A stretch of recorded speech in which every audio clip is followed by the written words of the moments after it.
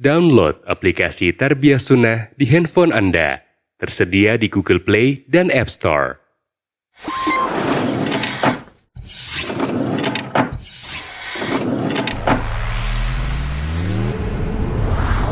Tarbiyah Sunnah Channel. Lillah, nyunnah, merenah.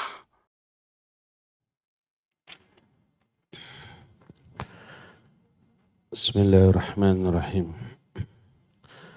Assalamualaikum warahmatullahi wabarakatuh.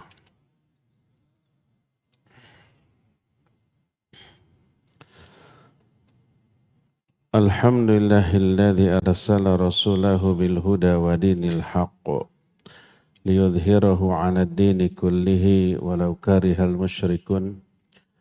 Wa asyhadu an la ilaha illallah wahdahu la syarika lah.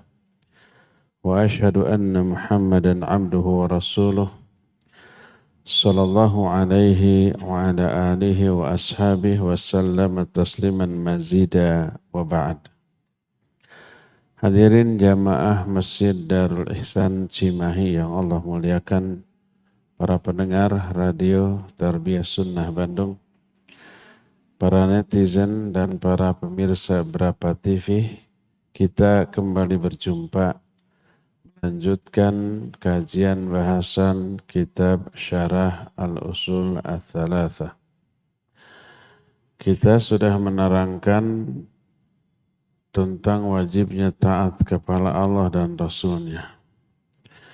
Dan sebesar-besar ketaatan adalah tauhid. Karena seagung-agung perintah adalah tauhid, yang rinciannya sudah kita terangkan di pertemuan yang lalu.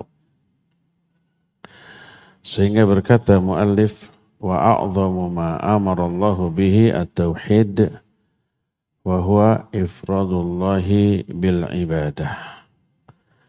Seagung-agung perintah Allah adalah tauhid, yaitu mengesahkan Allah dalam hal ibadah. Ada 3 jenis tauhid yang sudah kita terangkan. Berkata muallif selanjutnya, wa a'dhamu ma naha anhu asyirku wa huwa da'watu ghairihi ma'ahu. Wad dalilu qauluhu ta'ala wa'budullaha wa la tusyriku bihi syai'a. Larangan yang paling besar dari larangan-larangan Allah adalah syirik. Apa itu syirik? Menyeru kepada selain Allah, selain menyeru kepada Allah. Kepada Allah menyeru beribadah. Kepada selain Allah juga beribadah pula. Diduakan Allah dalam hal ibadah. Ini sebesar-besar larangan dari Allah. Dalilnya adalah Al-Quran surah An-Nisa 36. Allah berfirman, wa'budullaha wa la tusyriku bihi syai'a. Dan sembahlah oleh kalian Allah, dan jangan kalian menyekutukan Dia dengan sesuatu pun. Kenapa syirik merupakan larangan terbesar? Wa dzalika li anna a'dhamal huquqi huwa haqqullahi azza wa jalla. Fa idza farata fihi al-insan faqad farata fi a'dhamil huquq wa huwa tauhidullahi azza wa jalla. Karena sebesar-besar hak yang harus ditunaikan adalah hak Allah. Jadi beribadah hanya kepada Allah itu hak Allah. Dan itu sebesar-besar hak dibanding hak makhluknya. Maka apabila seorang manusia mengabaikan hak ini, berarti dia telah mengabaikan sebesar-besar hak, yaitu tauhidullah. Kalau hak Allah diberikan kepada makhluk, seperti ibadah, harusnya hak Allah. Tapi malah ditujukan kepada makhluk, maka itu kesalahan penempatan hak terbesar dalam kehidupan, atau dengan kata lain kezaliman terbesar. Karena zalim adalah wad'u syai'in fi makani. Adil adalah meletakkan segala sesuatu pada tempatnya, lawannya zalim. Kalau menempatkan sesuatu pada tempatnya disebut adil, kalau menempatkan sesuatu bukan pada tempatnya disebut zalim.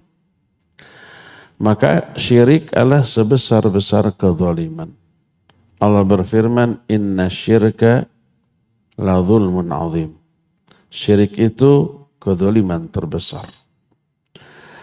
Kedua, bahaya kedua, selain merupakan kezaliman terbesar, syirik juga oleh Allah Azza wa Jalla dikatakan sebagai perbuatan mengada-ada yang paling besar. Karena dulunya seluruh manusia bertauhid. Allah menciptakan manusia itu di atas tauhid. Kemudian muncul penyembahan kepada selain Allah. Ini perkara baru yang diada-adakan. Dan sebesar-besar perkara baru yang diada-adakan adalah syirik. Maka Allah berfirman dalam An-Nisa 48, "Wa may yusyrik billah faqad iftara itsman 'azima." Siapa orang yang menyekutukan Allah berarti dia telah mengada-adakan dosa yang sangat besar. Dosa terbesar adalah syirik. Kezaliman terbesar adalah syirik. Larangan terbesar adalah syirik. Maka siapa yang berbuat syirik, dia sungguh telah sesat dengan kesesatan yang paling jauh. Sebagaimana firman Allah dalam An-Nisa 116, "Wa may yusyrik billah faqad dhalla dhalalan ba'ida." Siapa orang yang syirik kepada Allah, sungguh dia telah sesat dengan kesesatan yang jauh. Karena itulah maka haram bagi dia masuk surga dan tempatnya di neraka. Dan tak akan ada seorang penolong pun sehebat apa si penolong ini. Malaikat atau para nabi nggak bisa menolong. Kalau orang tersebut masuk nerakanya karena syirik. Allah berfirman dalam surah Al-Ma'idah 72, "Innahu may yusyrik billah." Innahu may yusyrik billah faqad harramallahu alaihil jannah wa ma'wahun nar wa ma lidh-dhalimina min ansar. Siapa orang yang syirik kepada Allah, maka Allah haramkan atasnya surga dan tempatnya di neraka. Dan tak ada seorang pun bagi orang-orang yang zalim seperti itu seorang penolong pun. Makanya kata Allah ketika Nabi Muhammad SAW memintakan ampunan untuk pamannya yang mati dalam keadaan syirik, ditolak oleh Allah. Bahkan ditegur, maka nalin nabi walladzina amanu ma'ah ayastaghfiru lil musyrikin walau kana dzal qurba. Tidaklah layak bagi seorang nabi dan orang-orang beriman yang bersamanya untuk memintakan ampunan bagi orang musyrik, sekalipun dia itu kerabat terdekat. Itu pamannya Abu Thalib yang besar jasanya melindungi beliau. Bahkan ketika ibunya juga wafat sebagai penyembah berhala, Nabi SAW waktu mau futuh Mekah menyempatkan dulu lewat di kuburan ibunya, karena ibunya tidak dikuburkan di Mekah tapi di luar, di sebuah desa namanya Abwa. Beliau singgah dulu,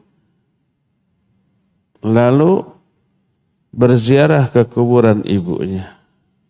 Disamperi oleh Umar bin Khattab radhiyallahu an, terlihat Nabi alaihi salatu wasallam dalam keadaan menangis, terisak. Ditanya oleh Umar, ma abkaka ya Rasulullah, apa yang membuat engkau menangis wahai Rasulullah? Beliau menjawab, ista'dzantu rabbi an astaghfira li ummi falam ya'dzan li. Wasta'dzantuhu li ziyarati qabriha fa'adhina li. Fazurul qubur fa innaha tudzakkirukumul maut. Aku minta izin kepada Allah untuk memintakan ampunan bagi ibuku, tapi dia tidak mengizinkan. Itu yang bikin menangis. Lalu aku minta izin kepada Allah untuk menziarahi kuburannya, maka dia mengizinkan. Boleh kita ziarah ke makam orang kafir, ke orang musyrik. Tapi tidak boleh mendoakan ampunan. Tidak boleh. Lalu untuk apa ziarah? Untuk ngambil ibroh bagi kita, ya, bahwa kita pun akan mati. Maka berziarahlah kalian ke kuburan, karena ziarah kubur itu mengingatkan kalian kepada kematian. Ini yang dimaksud wa ma lidh-dhalimina min ansor, tak ada seorang pun penolong bagi orang-orang yang mati dalam keadaan syirik. Karena itulah maka bila orang mati dalam keadaan syirik, dosa syiriknya tidak Allah ampuni. Kalau dia tidak tobat sebelum kematiannya dari perbuatan syiriknya. Allah berfirman dalam surah An-Nisa 48, Inna allaha la yaghfiru ayushraka bihi wa yaghfiru ma duna dzalika liman yasha. Sungguhnya Allah tidak akan mengampuni dosa syirik. Maksudnya kalau terbau mati, tidak tobat sebelum kematiannya, dan Allah mengampuni dosa selain syirik walaupun terbau mati.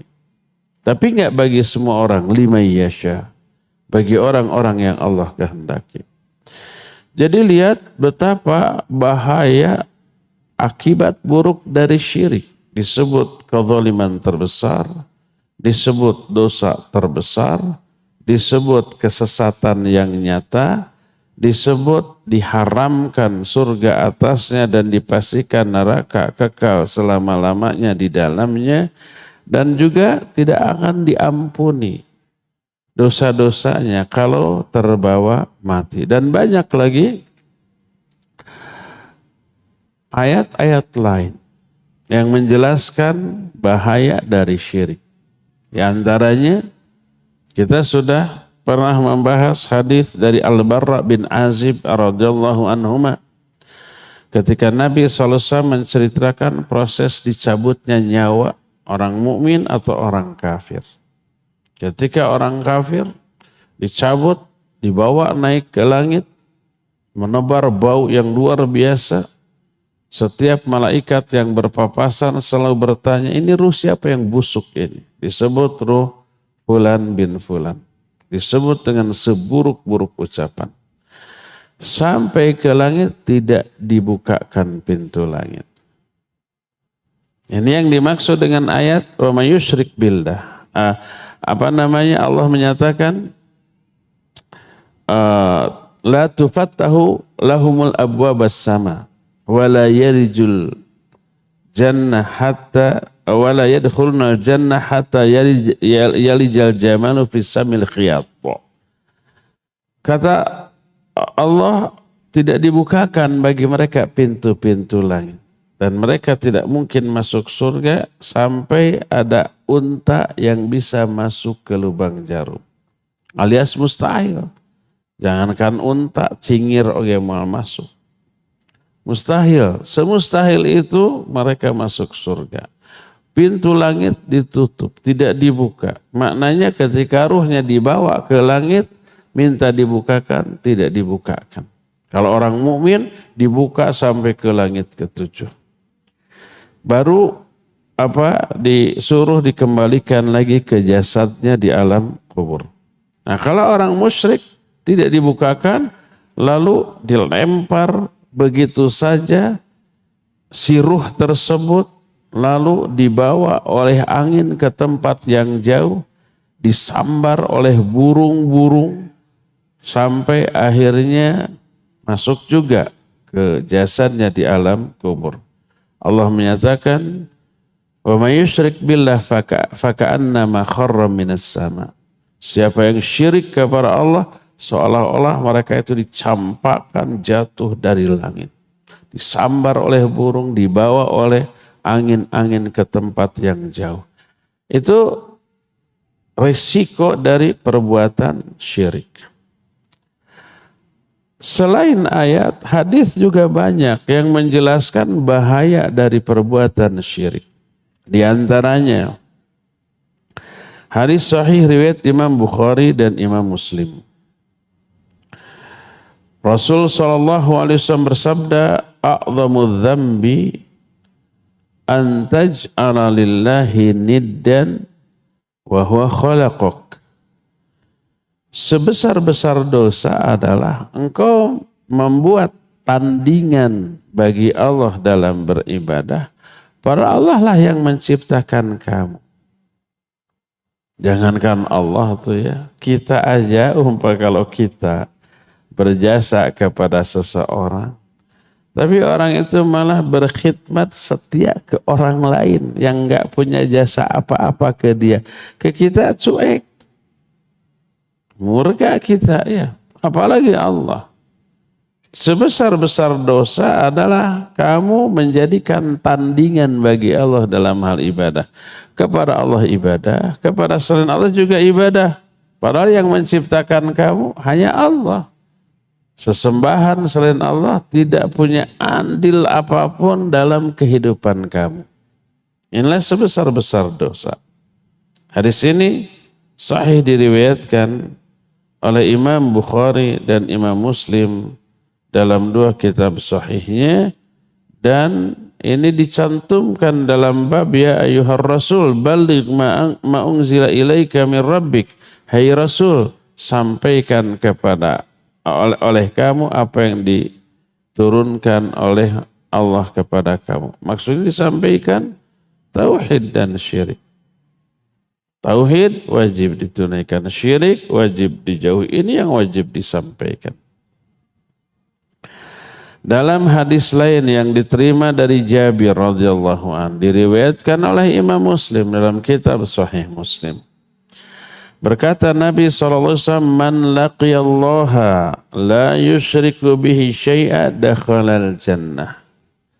Wa man laqiyahu yushriku bihi syai'a dakhalan nar."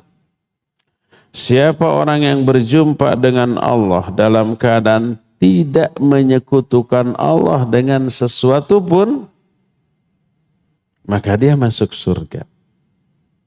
Asal tidak syirik. Walaupun mungkin dosa-dosa lain dilakukan, iya. Tapi siapa yang berjumpa dengan Allah dalam keadaan menyekutukan Allah dengan sesuatu, dia masuk neraka. Jadi asal tidak syirik, dia masuk surga. Walaupun banyak dosa, iya. Dosanya kemana? Diampuni oleh Allah. Tadi ayat tadi. Inna allaha la yaghfiru ayyushraka bihi wa yaghfiru ma duna dzalika liman yasha. Terus ada hadis qudsi yang pernah saya sampaikan di sini. Allah berfirman, ya ibna Adam, lau ataitani, atau dalam satu kalimat lain, lau anna dhunubaka lau balagat dhunubuka ana as-sama thumma laqitani la tusyriku bi syai'a faqad ghafartu laka wala ubali. Ini salah satu di antara 3 kalimat yang diungkapkan oleh Allah kepada Bani Adam tentang ampunan dosa. Kemana sudah dikatakan, ya ibna Adam, ma da'autani wa rajautani faqad ghafartu laka ala ma kana fika wala ubali. Hai Bani Adam, selama kamu berdoa kepadaku, berharap kepadaku, aku ampuni dosa kamu, apapun dosanya aku tidak peduli. Ini yang kalimat pertama. Kalimat kedua ini, ya bena Adam, lau balaghat dhunubuka ana as-sama, thumma laqitani, la tusyriku bi syai'a, ghafartu laka wala ubali. Hai Bani Adam, seandainya dosamu memenuhi langit, langit itu tertutup oleh dosamu. Saking apa? Saking banyaknya. Tapi kemudian kamu mendatangi aku dalam keadaan tidak syirik, tidak menyekutukan aku dengan sesuatu pun, aku akan ampuni dosa kamu dan aku tidak peduli. Asal tidak syirik. Kalimat ketiganya, ya ibn Adam, lau ataitani bi kurabil ardi minal khataya,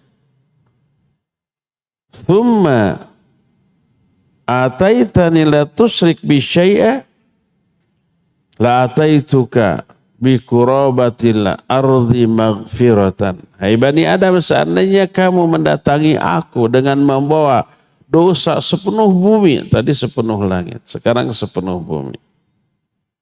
Tapi kamu mendatangi aku dalam keadaan tidak syirik, aku akan mendatangi kamu dengan membawa ampunan sepenuh bumi pula. Lunas tuh.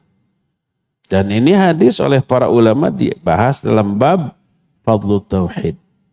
Bab keutamaan tauhid. Tauhid bisa menghapus dosa dengan jumlah yang sangat banyak. Makanya Rasul SAW menyatakan, man laqiyallaha la yushriku bi syai'a dakhalal jannah, wa man laqiyahu yushriku bi syai'a dakhalan nar. Siapa orang yang menemui Allah dalam keadaan tidak menyekutukan Allah dengan sesuatu pun, maka dia akan masuk surga. Dan siapa yang berjumpa dengan Allah dalam keadaan dia menyekutukan Allah dengan sesuatu, maka dia masuk neraka. Dalam hadis lain masih isi yang sama tentang bahaya dari perbuatan syirik. Walaupun syiriknya dalam hal satu aspek, yaitu cinta. Kita wajib mencintai Allah di atas kecintaan kita kepada apapun. Kita wajib mencintai orang tua, mencintai anak, mencintai pasangan, mencintai sesama muslim. Wajib. Boleh mencintai harta? Boleh, asal pada batas yang dibolehkan. Tapi kalau kadar kecintaan kepada makhluk melebihi kadar kecintaan kepada Allah, ini syirik. Syirik di bidang mahabbah. Allah berfirman, wa minan nasi may yattakhidhu min dunillahi andadan yuhibbuhum ka hubbillah walladzina amanu asyaddu hubban lillah. Di antara manusia ada yang mengambil tandingan selain Allah, mereka mencintai tandingan itu seperti mencintai Allah. Kepada Allah cinta, kepada sesembahan selain Allah juga cinta. Walladzina amanu asyaddu hubban lillah. Sedangkan orang-orang beriman lebih besar kecintaannya kepada Allah Azza wa Jalla. Nah, maka ketika ada sesuatu yang lebih dia cintai daripada Allah, daripada Rasulnya, Allah ancam azab. Sebagaimana firman Allah dalam surah At-Taubah 24. Qul in kana aba'ukum au abna'ukum au ikhwanukum au ashiratukum au amwalun iktaraftumuha au tijaratun takhshawna kasadaha wa masakina tardawna ahabba ilaikum minallahi wa rasuli wa jihadin fi sabilih fatarabbasu hatta ya'ti Allahu bi amri.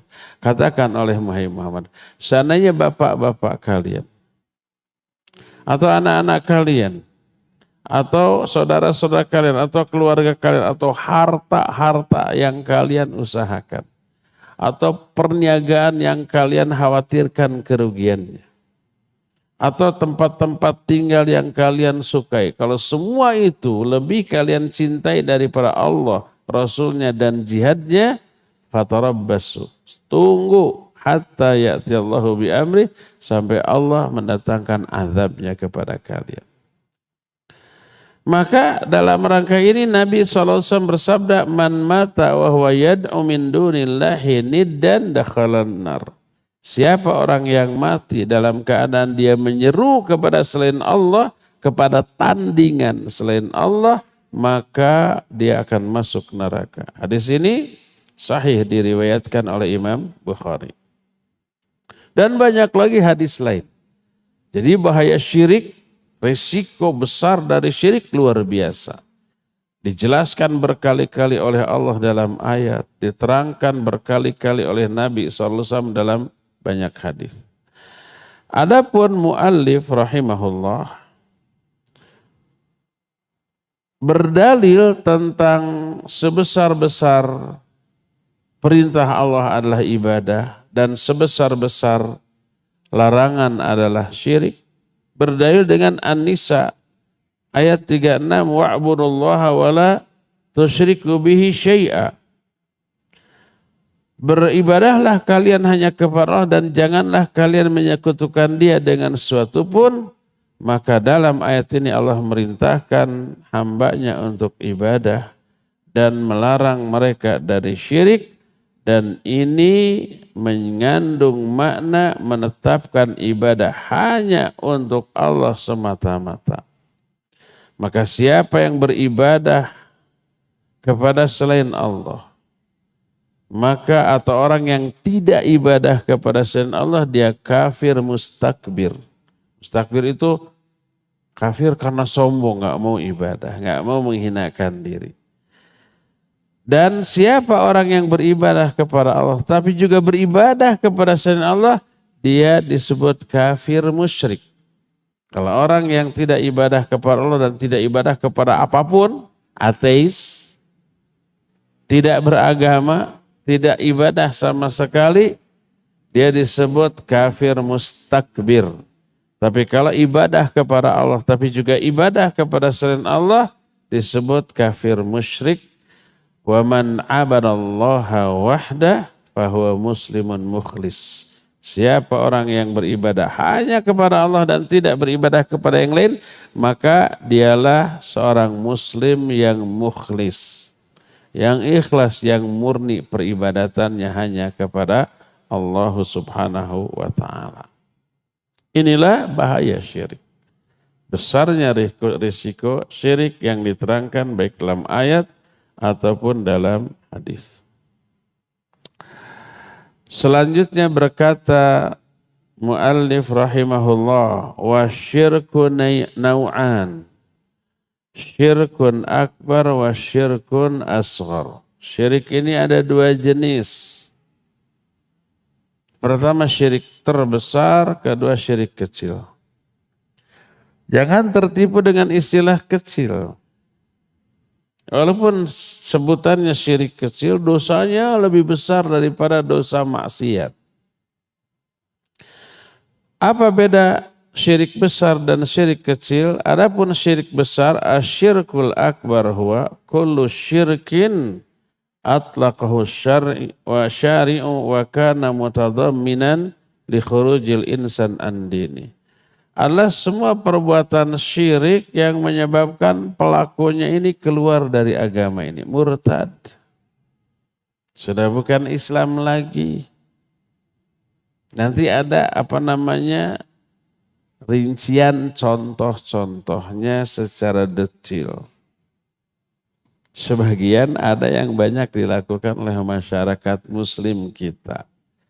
Wah, bakal banyak yang tersinggung, bukan banyak yang merenung nih. Kumaha deh ya tuh resikonya.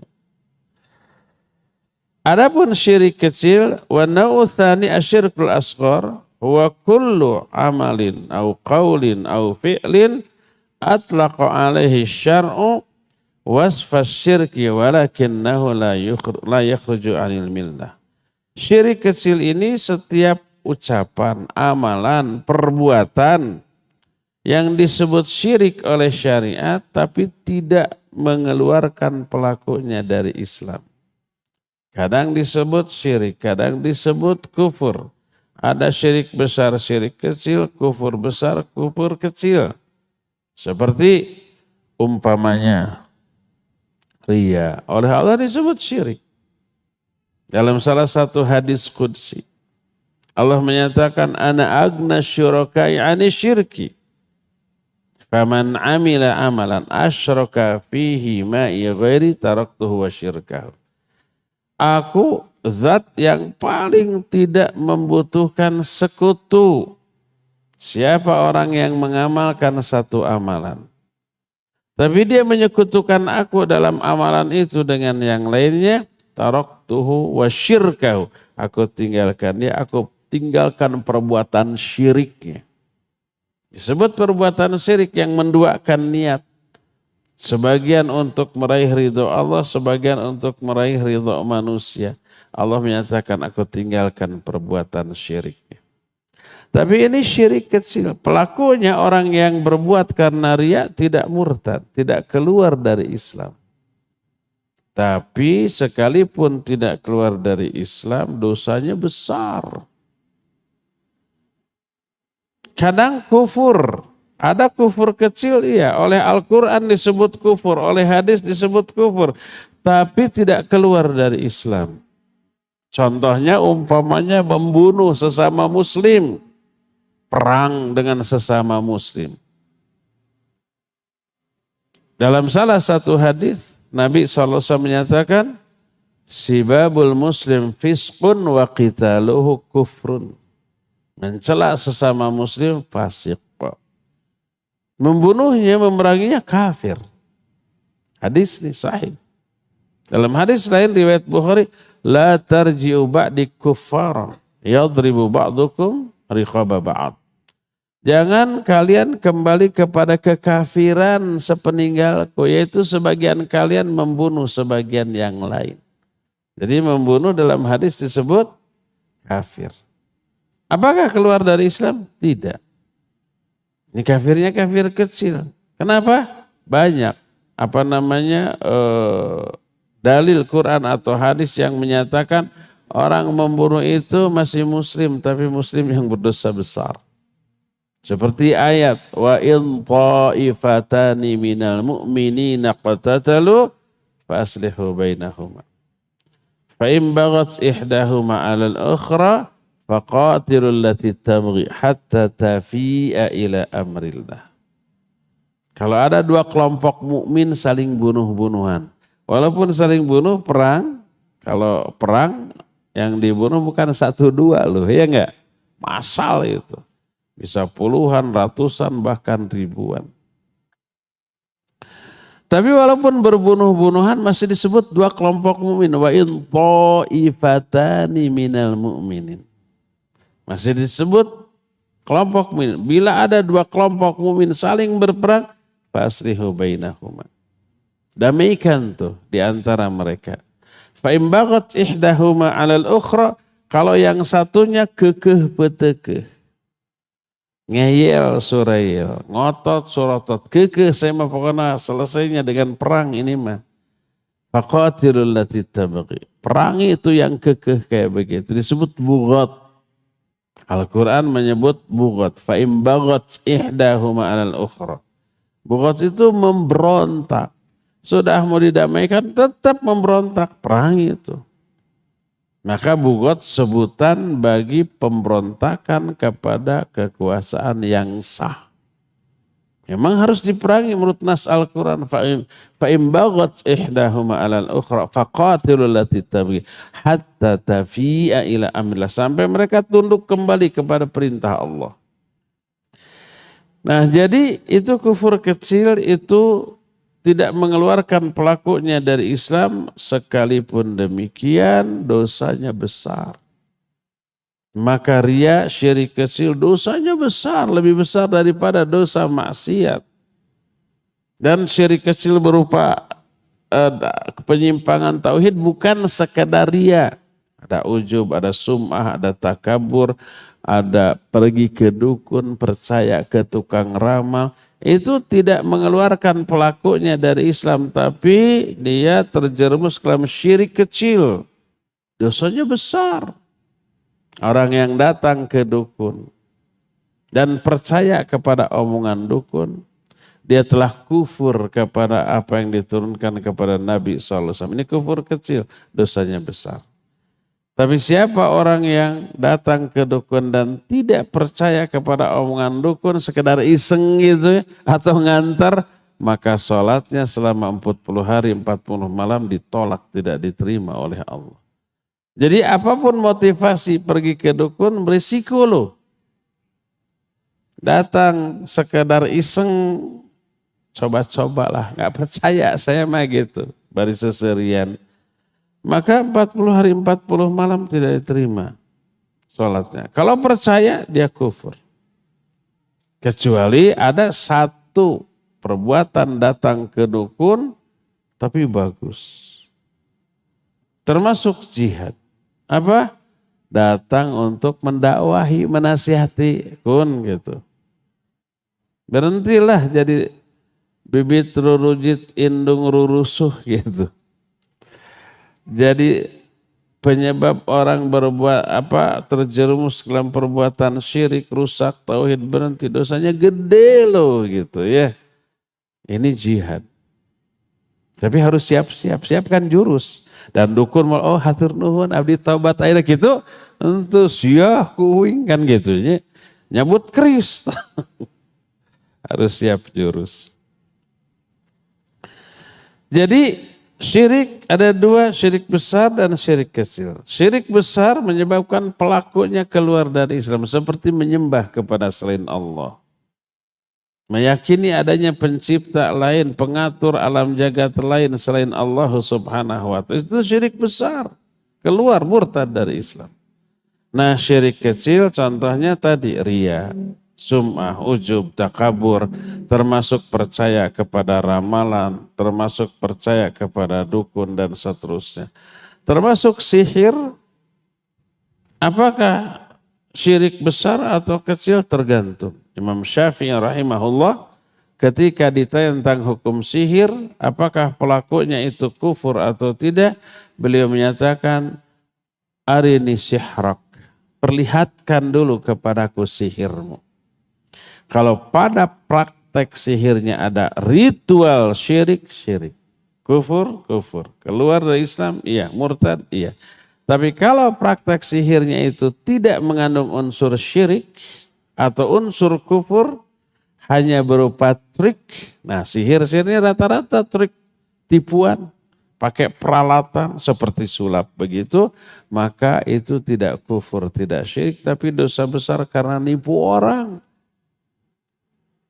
Tergantung bagaimana praktek sihirnya. Ada tukang sihir palsu, dukun palsu ada. Bukan karena keluar biasaan melalui bantuan jin, setan kayak gitu. Tapi dengan peralatan, trik, dengan kecepatan tangan, dengan kerjasama tim, kru gitu kan. Oh ini di satu rumah ini sakit-sakitan terus gitu. Pasti ada sesuatu yang jahil. Dia pura-pura itu krunya membuang sesuatu di mana? Di kolong ranjang. Wah ada di kolong ranjang. Oh ini penyebabnya. Padahal dibuang sama kru tadi. Ada yang begitu? Ada. Banyak. Ada yang kebongkar? Banyak. Ya. Banyak. Kata di penjara sekarang orangnya ya. Karena kasus lain bukan karena kasus itu. Jadi itulah dua jenis syirik. Syirik besar dan syirik kecil. Syirik besar pelakunya murtad keluar dari Islam. Syirik kecil pelakunya tetap muslim tapi muslim yang berdosa besar. Ikhwah sekarang hari terakhir kita menjelang Ramadan. Nanti malam sudah tarawih ya.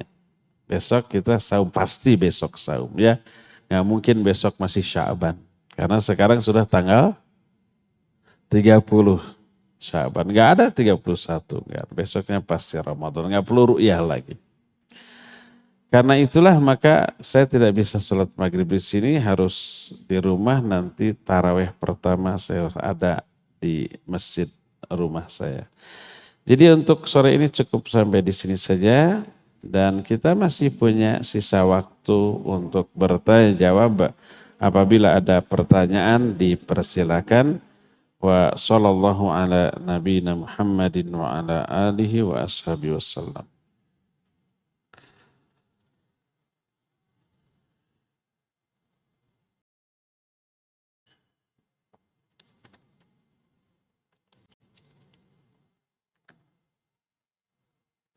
Salam.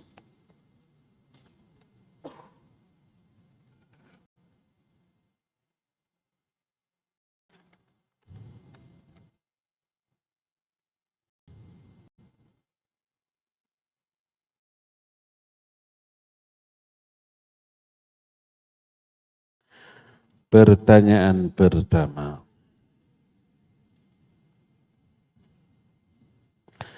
Ustaz, apakah termasuk kesyirikan ketika ada Bani Fulan yang rutin setiap tahunnya melakukan perjalanan ziarah ke makam-makam di daerah Jawa? Mereka sampai nyewa bis dan menginap di hotel. Ibu saya pernah diajak dan ikut.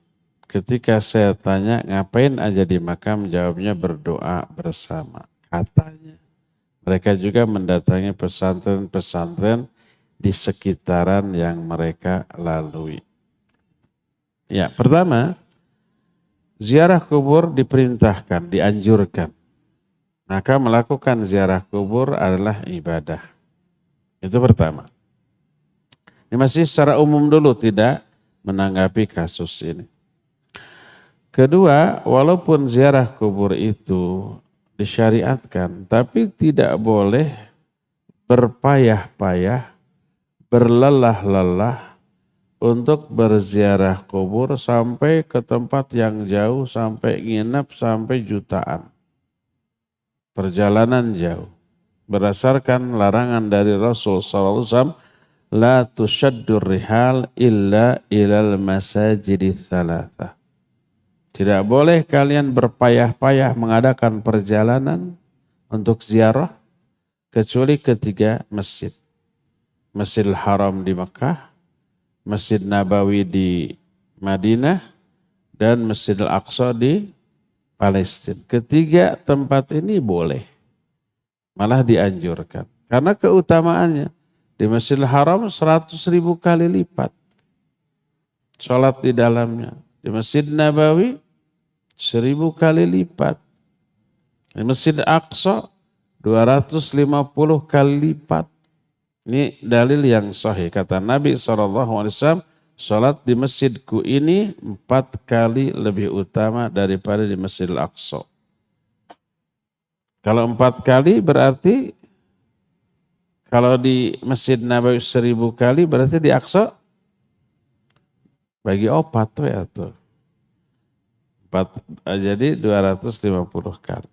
Ketiga tempat ini boleh, puluhan juta keluarkan boleh. Makanya niat kita ke Madinah jangan diniatkan berziarah ke makam Nabi SAW. Tapi berziarah ke Masjid Nabawi. Tapi begitu sampai di sana sempatkan berziarah ke makam Nabi SAW, Abu Bakar dan Umar, itu otomatis tuh karena satu lokasi. Ke Baqi, ke Uhud, silakan. Kalau sampai di sana. Tapi niat di sini bukan mau kemana, ziarah kemana, ke makam Nabi, nggak boleh. Tapi ziarahnya ke Masjid Nabawi ya. Apalagi ke makam selain Nabi. Itu yang pertama. Yang kedua, yang pertama ziarah kubur adalah ibadah. Yang kedua tidak boleh berpayah-payah ya. Mengadakan perjalanan jauh, perbekalan, uang jutaan, nginep segala macam. Ketiga, apakah syirik atau tidak? Tergantung apa yang dilakukan. Oh, hanya berdoa, apakah syirik? Tergantung. Doanya ke siapa?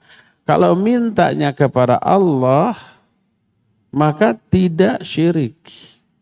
Ibadah. Cuma ada cumanya ya. Jangan sampai merasa berdoa di samping kuburan lebih utama daripada di masjid. Di masjid lebih utama. Jadi boleh nggak berdoa di kuburan? Iya disunnahkan, tapi isi doanya pertama kepada Allah mintanya, kedua isi doanya itu untuk si penghuni kubur. Doakan dengan baca apa? Baca doa sholat janazah yang kita baca di takbir ketiga. Allahumma gfir lahu, kalau yang ini ayah kita. Allahumma gfir lahu kalau ibu kita, Allahumma gfir laha kalau dua-duanya, Allahumma gfir lahuma. Kalau banyak, Allahumma gfir lahum warhamhum wa'afihim wa'fu anhu wa akrim nuzulahum wasi' madkhalahum wagsilhum bil ma'i wa thalji wal bad. Terus sampai wadkhilhumul jannah wa'idhum min adzabin nar wa adzabil qabr. Nah baca ya. Karena orang yang ada di alam kubur membutuhkan doa kita. Jadi itu ibadah. Berdoa di kuburan ibadah asal dua. Pertama doanya kepada Allah, kedua isi doanya untuk si mayit. Boleh untuk kita? Boleh. Allahumma gfir li hayyina wa mayitina wa syahidina wa ghaibina wa saghirina wa kabirina wa dhakarina wa unthana. Allahumma man ahayta minna fa ahyi alal islam. Wa man tawaffaitahu minna fatawaffahu 'alal iman. Allahumma la tahrimna ajrahu wa la tudillana ba'dahu. Boleh. Ya. Adapun kalau berdoanya pertama kepada si mayit yang dikuburkan di sana, hanya karena dianggap wali Allah, orang soleh, dekat dengan Allah, wahai mbah yang dikuburkan di sini, lancarkan jodoh saya, lancarkan karir saya, lancarkan rizki saya. Itu syirik. Karena apa? Berdoa kepada selain Allah. Dan berdoa ibadah. Ibadah kepada siapa? Kepada siapa doa itu ditujukan? Kalau doa kepada Allah berarti ibadah kepada Allah. Kalau berdoa kepada malaikat, ibadah kepada malaikat. Syirik. Kalau berdoa kepada Nabi Muhammad SAW yang sudah wafat, syirik. Karena berarti beribadah kepada Nabi SAW. Apalagi beribadah kepada selain Nabi. Sehebat apapun keimanan orang itu, kewalian orang itu, nggak boleh minta, wahai wali anu yang dikuburkan di sini, cabut nih penyakit saya, gitu, sembuhkan saya, nggak boleh. Itu syirik, ya.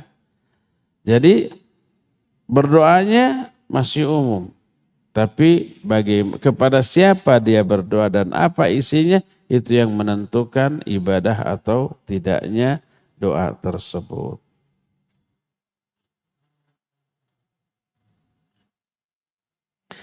Bagaimana cirinya jika seorang tidak menjadikan Allah sebagai cinta yang paling tinggi? Dia lebih memprioritaskan kepentingan selain Allah. Maka pada hakikatnya semua maksiat berarti lebih mencintai selain Allah daripada Allah. Seperti seumpamanya orang melakukan mabuk. Dia lebih menyukai perbuatan mabuknya. Padahal Allah melarangnya, tahu Allah mengharamkannya. Dia lebih memilih itu. Berarti dia lebih mencintai mabuk-mabukannya daripada Allah. Umpamanya seorang suami sayang ke anak, ke istri, sampai saking sayangnya ke anak, ke istri, semua waktunya habis untuk membahagiakan anak istri sampai lalai dari ibadah. Seperti umpas bekerja gitu, di buruhan, honor yang besar, ngong teh azan. Wah ini kalau sholat gitu ya, ini berkurang penghasilan saya umpamanya nih. Padahal saya mah dibayarnya per menit, semenit umpamanya 100.000, sholat 5 menit 500.000, mual. Tinggalkan sholat untuk ini. Berarti dia lebih mencintai anak istri daripada Allah. Makanya Allah menyatakan, ya ayyuhalladzina amanu la tuqaddimu baina yadayillahi wa rasulihi wattaqullah. Hai orang-orang yang beriman, jangan kalian mendahului Allah dan Rasulnya. Maksudnya mendahulukan kepentingan lain selain syariat Allah dan syariat Rasul. Itu salah satu contoh.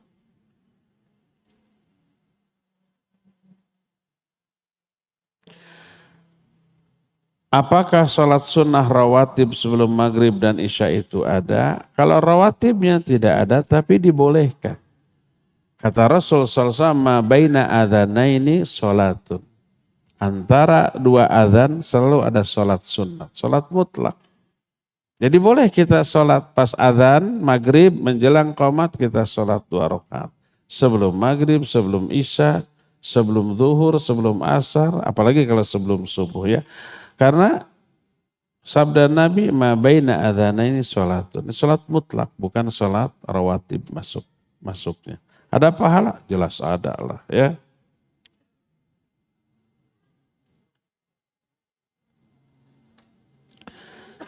Karena ana hanya tahu yang utama saja, ya udah tadi. 2. Jika kita mau tarawih di masjid terdekat dengan bilangan rakaat 23 rakaat. Yang lebih utama yang mana? Yang 11 atau yang 23? Karena kalau anak cari lagi masjid lain, jamaah masjid dekat rumah anak suka ada yang nyinyir. Kan baik nyinyir mah. Jebi sok sing jebleh gitu. Kenapa? Karena kita ibadah itu hanya ingin dinilai, dikomentari oleh Allah, bukan oleh manusia. Jangan sampai saya mah resep sholat ini sebab kalau saya sholat ini tetangga teh bala lager, muji ke saya. Jangan. Saya mah nggak mau sholat ini, sekali sholat di sini nyinyir, nggak perlu. Jangan digubris sebodoh amat. EGP. Apa EGP?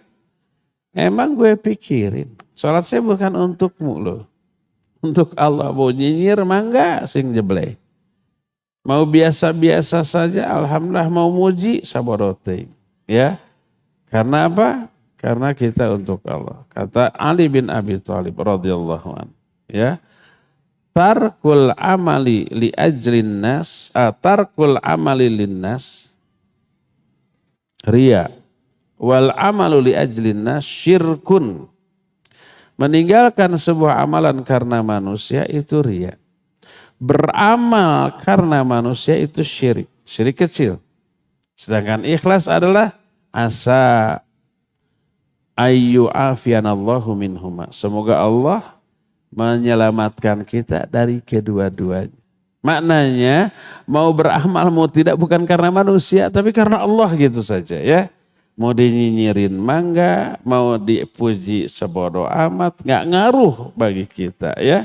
Jadi nggak perlu untuk menggubris sikap penilaian manusia kepada ibadah kita karena ibadah kita hanya untuk Allah Azza wa Jalla ya. Pilihlah yang sesuai sunnah ya. Nah, dua-duanya baik yang 11 atau yang 23 boleh sesuai dengan sunnah. Tapi kalau ditimbang kadarnya yang 11 lebih nyunnah. Tapi kalau gini, ada yang 11 ngebut 5 menit selesai. Karena ada yang 23 rakaat 7 menit selesai kan.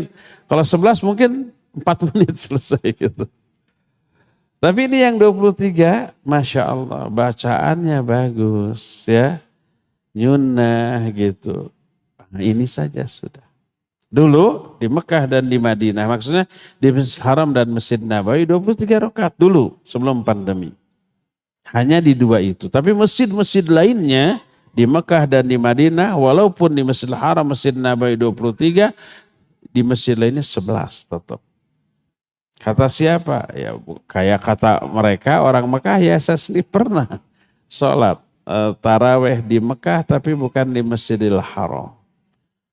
Kenapa kan di Masjidil Haram 100.000 kali lipat? Ya karena kondisi, karena keadaan. Waktu saya di sana diundang oleh orang Saudi buka di rumahnya, ya buka.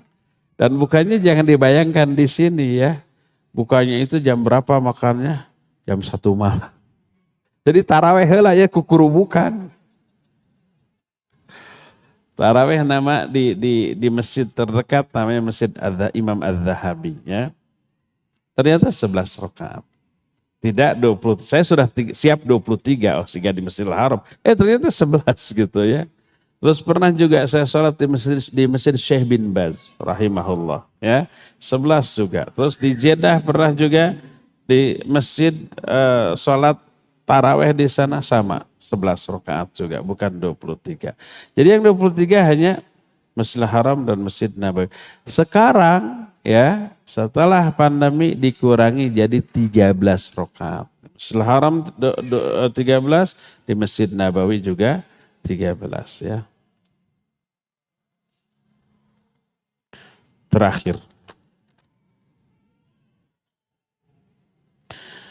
Bagaimana dengan seseorang yang mempercayai benda yang dia miliki punya khasiat pembawa rizki bagi orang tersebut. Sehingga benda tersebut dia simpan dengan baik. Dan orang tersebut tetap sholat. Namun kerjaannya di tempat leasing mobil. Leasing mungkin ya. Mohon penjelasan. Pertama itu jimat, tidak boleh. Namanya tamimah, jamaknya tamaim. Man allaqat tamimatan faqad asyraka au kafara. Siapa yang menggantungkan tamimah? Tamimah itu benda yang digantung di leher atau di mana saja dan dianggap punya khasiat. Khasiatnya bisa melindungi dari mara bahaya, bisa memancarkan aura positif orang jadi senang atau macam-macam. Maka itu tidak boleh, itu syirik. Syirik besar apa kecil? Tergantung kadar keyakinan dia kepada benda tersebut. Bisa syirik besar? Bisa ya. Nah dia leasing, wah ini sama-sama terlarang. Punya jimat, diyakini bisa mendapatkan rizki, jenis pekerjaannya haram. Karena apa? Ada unsur, ada transaksi riba. Leasing itu kan kreditannya, kredit rumah, kredit mobil, kredit motor, kredit macam-macam, ya. Nah, itu ada unsur ribanya, ya pasti. Kalau telat sekian ada denda sekian, itu riba, ya. Kalau cash sekian, kalau kredit beda lagi, itu riba. Kalau nggak bisa melanjutkan, hangus semua yang sudah disetorkan, itu kezaliman. Ya itu ada unsur riba. Walaupun umpamanya kita tidak akan terlambat, akan bayar on time, jadi nggak akan terkena riba. Walaupun betul disiplin setiap tanggal 1 bayar, tanggal 1 bayar, sampai lunas. Tidak akan ada ribanya. Apakah boleh? Tetap tidak boleh. Karena apa? Kita meridhoi, menyetujui sebuah transaksi yang mengandung unsur riba. Ridhonya kepada transaksi itu sudah haram, tidak boleh. Ya, meridhoi apa yang Allah murkai adalah dosa yang sangat besar. Jadi tinggalkan dua-duanya. Buang si jimat itu, pindahlah pekerjaan ke tempat lain. Wallahu a'lam bishawab. Cukup ya sampai di sini. Insyaallah kita akan jumpa lagi di kesempatan mendatang. Subhanakallahum bihamdik asyhadu an la ilaha illa anta astaghfiruka wa atubu ilaik walhamdulillahi rabbil alamin. Wassalamualaikum warahmatullahi wabarakatuh. Download aplikasi Tarbiyah Sunnah di handphone Anda. Tersedia di Google Play dan App Store.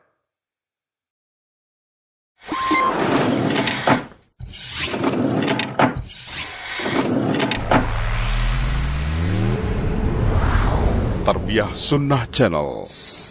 Lillah, nyunnah, merenah.